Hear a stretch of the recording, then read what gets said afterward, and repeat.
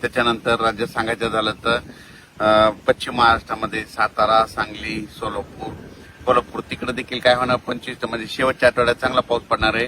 पण आज 17 तारखेपासूनच बऱ्याच भागामध्ये कोल्हापूर जिल्हा, सांगली जिल्हा, सोलापूर जिल्हा, त्याच्यानंतर अहिल्यानगर, पुणे जिल्हा, इकडं बीड जिल्हा, लातूर जिल्हा सगळीकडे बऱ्याच भागामध्ये आज पाऊस पडायला सुरुवात होणार आहे. म्हणजे आजपासून चांगला पाऊस वाढणार आहे म्हणून हा अंदाज सर्व शेतकऱ्यांनी लक्षात घ्यायचा. त्याच्यानंतर विदर्भामध्ये तर आज चांगला पाऊस असणारच आहे, पण विदर्भात देखील 20 तारखेच्या नंतर 20 जुलैच्या नंतर आणखी पावसामध्ये वाढ होणार आहे म्हणून विदर्भातल्या शेतकऱ्यांनी देखील अंदाज लक्षात घ्यायचा.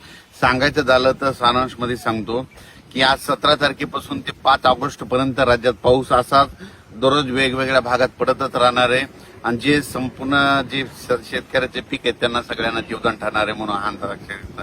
त्याच्यानंतर आषाढी एकादशी 25 तारखेला आहे तर पंढरपूरला मात्र दुपार 4च्या दरम्यान संध्याकाळी मात्र थोडाफार प्रमाणात पाऊस असणार आहे म्हणून यात्रेकरूंनी हे देखील अंदाज लक्षात घ्यायचा. कारण की 25 तारखेला तिथं पाऊस थोडाफार पडणार आहे, जास्त काय असा मोठा नाही, म्हणजे नुकसानकारक नाही, मुसळधार तसा काही नाही, उगाच थोडा पाऊस येणार आहे म्हणून हा अंदाज यात्रेकरूंना देखील घ्यायचा म्हणून हे देखील लक्षात घ्यायचं.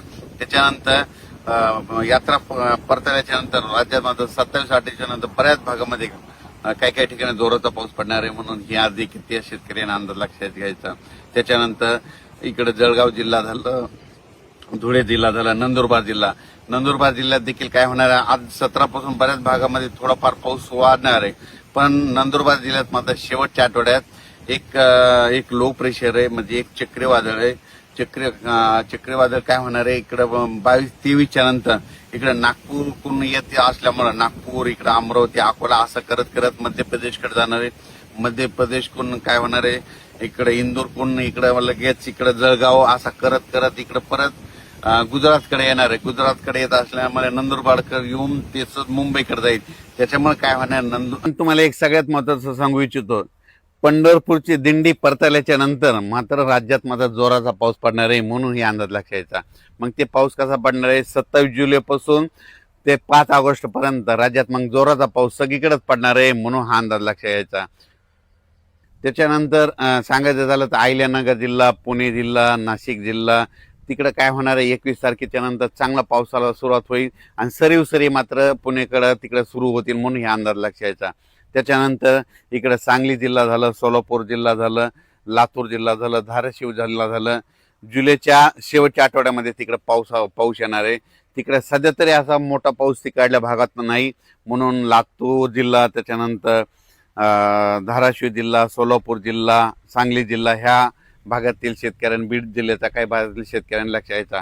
आता हे जे पाऊस येणार आहे म्हणजे आता 21 जुलैपासून जे जास्त पाऊस फक्त आता पूर्व विदर्भ आणि पश्चिम म्हणजे 14 जिल्ह्यामध्ये जास्त पडणार आहे म्हणून हा अंदाज लक्षात द्यायचा. त्याच्यानंतर यात्रा परतल्याच्या नंतर मात्र महाराष्ट्रामध्ये सगळीकडे जोराचा पाऊस पडणार आहे म्हणून हा अंदाज लक्षात द्यायचा. म्हणजे 27 जुलैच्या नंतर राज्यात मग 27 जुलै ते 5 ऑगस्टच्या दरम्यान मग राज्यात सगळीकडे जोराचा पाऊस राहील म्हणून हा अंदाज लक्षात घ्यायचा. तसेच काही जिल्ह्यामध्ये आणखीन अद्यापही काही भागात पाऊस झाला नाही. त्याच्यामध्ये नंदुरबार जिल्हा एक आहे, सोलापूर जिल्हा एक आहे, लातूर जिल्ह्याचा काही भाग आहे, धाराशिव जिल्ह्याचा भाग आहे, बीड जिल्ह्याचा काही भाग आहे, नांदेडचा काही भाग आहे, सांगलीचा काही भाग आहे. त्या भागात मात्र 21 जुलैपासून ते 5 जुलैच्या दरम्यान तिकडे देखील दररोज वेगवेगळ्या भाग 21 जुलै ते 5 ऑगस्टच्या दरम्यान तिकडे देखील त्या भागात पाऊस पडेल आणि त्यांच्या देखील पेरण्या होणार आहेत म्हणून हा अंदाज लक्षात घ्यायचा. नंदुरबार जिल्ह्यात देखील आता ह्या 15-16च्या दरम्यान म्हणजे 16-17च्या दरम्यान नंदुरबार जिल्ह्यात देखील पावसाला सुरुवात होणार आहे म्हणून ह्या नंदुरबार जिल्ह्यासाठी आनंदाची बातमी.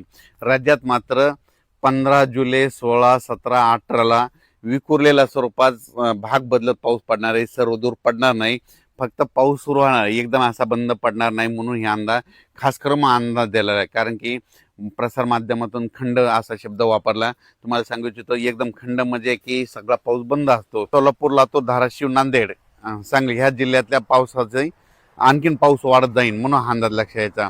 पण यात्रा परतल्याच्या नंतर म्हणजे पंढरपूरची यात्रा झाल्याच्या नंतर 27 जुलैपासून मात्र सोलापूर जिल्ह्याकडे तिकडे मात्र जोराचा पाऊस राहणार आहे म्हणून हा अंदाज त्यांनी लक्षात घ्यायचा. म्हणजे 27 ते 5 ऑगस्टच्या दरम्यान मग तिकडे चांगला पावसाचा जोर राहणार आहे म्हणून हे देखील सोलापूरकर, लातूरकर, बीड, नांदेड, धाराशिव या शेतकऱ्यांनी अंदाज लक्षात घ्यायचा. म्हणजे सांगायचं झालं तर 15 तारखेला बऱ्याच भागामध्ये आगमन होईल, पण त्याच्यानंतर 18-19 नंतर ते पाऊस वाढत जाणार आहे म्हणून हा अंदाज सर्व शेतकऱ्यांनी लक्षात घ्यायचा. पण राज्यात मात्र आता 15 तारखेला 15 जुलैपासून राज्यात बऱ्याच भागामध्ये पावसाला सुरुवात होणार आहे. 16ला तो आणखीन पाऊस वाढत जाईल, 17ला पुन्हा आणखीन परत वाढणार आहे म्हणून हा अंदाज सर्व शेतकऱ्यांना लक्षात घ्यायचा. त्याच्यानंतर विदर्भात मात्र पूर्व विदर्भ आणि पश्चिम विदर्भ म्हणजे 6-5-11 जिल्ह्यामध्ये मात्र म्हणजे 15ला पाऊस सुरुवात होणार आहे, पण त्याच्यानंतर 20 तारखेच्या नंतर विदर्भात मध्ये मात्र चांगला जोराचा पाऊस पडणार आहे म्हणून हा अंदाज लक्षात घ्यायचा. त्याच्यानंतर मुंबई पुणे नाशिक त्याच्यानंतर इकडं अहिल्यानगर आणि उत्तर महाराष्ट्रात तिकडं देखील काय होणार आहे, 15 तारखेला थोडी पावसाला सुरुवात होणार आहे म्हणून हा पुणेकरांनी मुंबईकरांनी अंदाज लक्षात घ्यायचा. त्याच्यानंतर ते पाऊस वाढत जाईल, नंतर हे देखील लक्षात घ्यायचं. त्याच्यानंतर नंदुरबार जिल्हा एक पावसामधून वंचित आहे. नंदुरबार जिल्ह्यातल्या शेतकऱ्याला सांगू इच्छितो की 15 तारखेला तुमच्या देखील पाऊस सुरू होणार आहे, पण शेवटच्या आठवड्यांमध्ये तुमच्याकडे देखील जोराचा पाऊस पडणार आहे म्हणून हा अंदाज सर्व शेतकऱ्यांनी लक्षात घ्यायचा. विदर्भातल्या पूर्व विदर्भ आणि पश्चिम म्हणजे 6-5-11 विदर्भातल्या जिल्ह्याला सांगू इच्छितो की जसा मुंबईकडे पाऊस, पुण्याकडे पाऊस पडला, नाशिककडे पडला, तशी परिस्थिती मात्र नागपूर, भंडारा, गोंदिया, चंद्रपूर, यवतमाळ, गडचिरोली, ह्या अकोला, अमरावती इकडे, त्याच्यानंतर बुलढाणा, जळगाव, त्याच्यानंतर वाशिम, हिंगोली ह्या परिसरामध्ये जसा मुंबईकडे पाऊस पडला तसा मात्र आता हे जे 20 तारखेच्या नंतर तिकडं पाऊस पडणार आहे म्हणून हा अंदाज लक्षात घ्यायचा. जास्त नागपूर तिकडं जरा जास्त, नागपूर भंडाऱ्याकडे जरा जास्त, वर्ध्याकडे जरा जास्त प्रमाण राहील म्हणून नागपूरकडल्या शेतकऱ्यांनी, वर्ध्याच्या शेतकऱ्यांनी हा अंदाज लक्षात घ्यायचा.